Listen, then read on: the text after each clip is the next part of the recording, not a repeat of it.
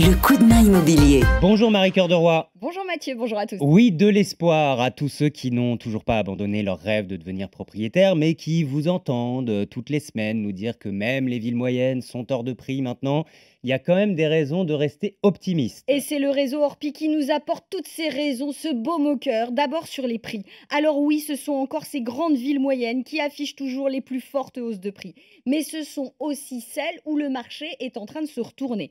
On va prendre des exemples concrets. S'il vous plaît. Pau, Rennes, Reims et Montpellier, voilà les 4 villes qui affichent les plus fortes hausses de prix. On est autour de 14-15% de hausse de prix sur un an quand même, hein.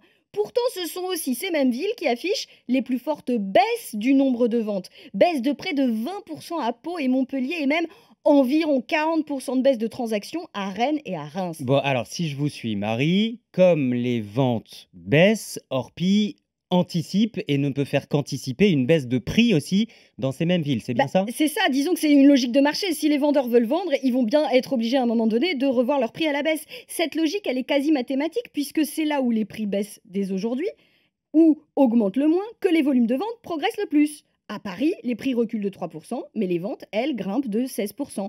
À Angers, la hausse des prix, elle n'est plus que de 3%, mais du coup, les ventes, elles, progressent encore de 25%. Preuve que si on ajuste mieux les prix, on arrive à vendre. Oui, c'est mathématique. Si les prix baissent, j'ai envie d'acheter, donc il y a plus d'acheteurs. Donc ça veut dire quoi? Que j'attends que ça baisse et pour l'instant, je mets mon projet entre parenthèses? Alors, pas forcément, ça dépend où vous souhaitez acheter. Mais c'est vraiment l'autre élément positif que nous apporte Orpi. Il y a encore pas mal de villes où on peut même trouver des maisons pas trop loin des grandes villes, à moins de 250 000 euros. Écoutez Guillaume Martineau, le patron du réseau Orpi. Si je vous parle de Castelnaudary, de Tourcoing, d'Alençon, Boulogne-sur-Mer, Niort, Grigny, qui n'est pas dans l'Essonne aussi, mais qui est aussi sur Lyon, Cholet, voilà des villes où aujourd'hui on trouve des biens à moins de 250 000 euros. Je vous parlais de Castelnaudary à 183 000 euros avec 112 mètres carrés, on est proche de Toulouse.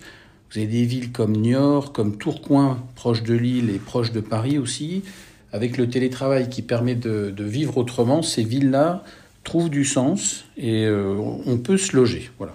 Découvrez, regardez la carte de France, Marie, vous allez être surprise par toutes ces villes que je pense vous ne connaissiez pas forcément. Bon, vous aurez compris que Guillaume Martineau me connaît vraiment très bien. Oui, il aime bien un petit peu vous charrier. Ouais, il aime beaucoup me piquer comme ça. Mais c'est vrai qu'au-delà de la blague, il y a de réelles opportunités dans ces villes. Oui, d'ailleurs, Marie, on tombe même autour de 150 000 euros une petite maison dans des villes assez proches des grands pôles économiques qui sont, eux, extrêmement dynamiques. Bah oui, à Béziers, par exemple, 160 000 euros pour une maison et on est à moins d'1 heure de Montpellier. On descend à 150 000 à Boulogne-sur-Mer, à 1 heure de train de Lille.